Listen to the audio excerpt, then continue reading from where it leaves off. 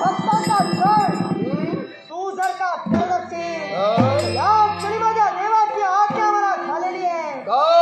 एक म्हणतोय 4 दिवस जर का सुखानं घालवायचे असतील म्हटलं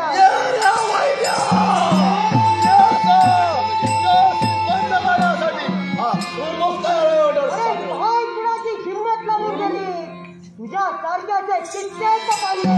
अरे अशी वादळ मी माझ्या भक्तांच्या सर्वी फेडलेली आहेत. काय काय करणार आहेस तू?